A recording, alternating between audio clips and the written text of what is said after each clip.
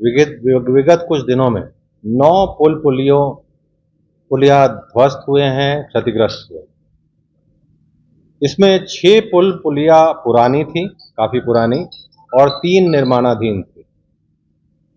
कल भी press conference करके आपको बताया गया कि 6 पुलिया जो सारण एवं सिवान जिलों में छाड़ी गंडकी नदी पर अवस्थित है, वे ध्वस्त हुए हैं 3 और 4 जुलाई 2024 को। जल संसाधन विभाग द्वारा गंडक, छारी, गंडकी, माही, गंगा नदी जोड़ योजना के तहत इसका निर्माण किया जा रहा था।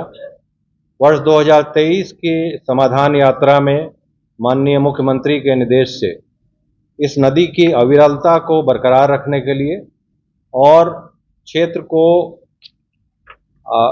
बाढ़ न्यूनीकरण के लिए भी और उस क्षेत्र में जल स्तर ऊपर रखने के लिए यह योजना कार्रवाई की जा रही थी।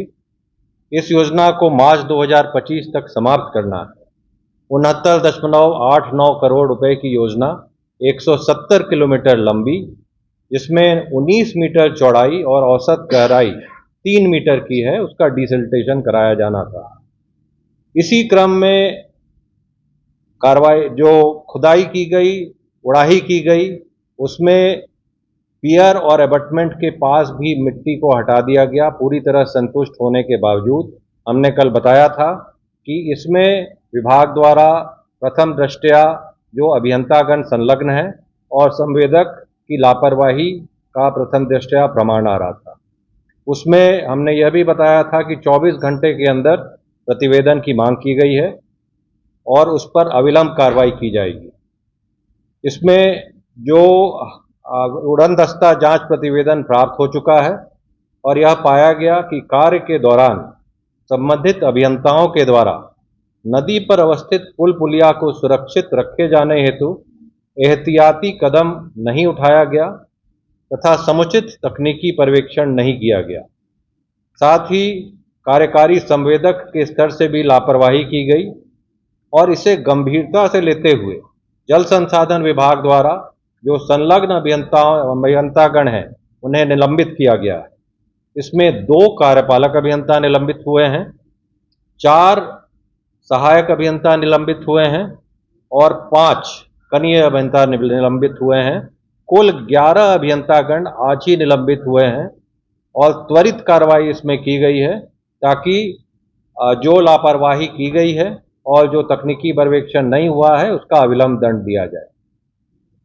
इसमें किनका निलंबन हुआ है उसकी सूची भी आपको प्रेस नोट में मिल जाएगी। आवागमन सुनिश्चित करने हेतु नए पुलों के शीघ्र निर्माण एवं उक्त कार्य की स्वीकृति प्रदान करने के लिए अविलंब प्राक्कलन उपलब्ध कराने के लिए पुल निर्माण निगम से अनुरोध किया गया है और त्वरित गति से पुल निर्माण करने के लिए इसे अविलंब स्वीकृति दी जाएगी और उससे प्रबंध निदेशक पुल निर्माण निगम से भी वार्ता हो गई है। वे इस पर प्राक्कलन बनाकर उपलब्ध कराए हैं। इन सब की मरम्मती हो जाएगी। क्षतिग्रस्त पुलों के स्थान पर नए पुल का निर्माण कार्यकारी संवेदक के रिस्क एंड कॉस्ट पर, यानी उसी की राशि से इसका निर्माण किया जाएगा।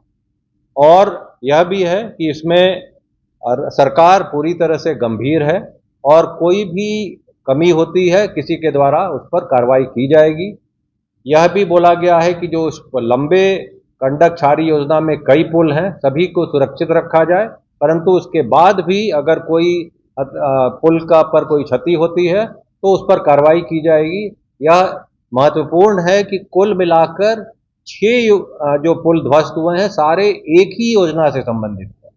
ये गंडक छारी योजना से ही संबंधित हैं और ये कोई अन्य कई जगह पर नहीं है। एक ही योजना में पूरी तरह से अभियंता और संवेदक द्वारा हैंडल नहीं किया जा सका, उसीलिए यह कार्रवाई हुई है।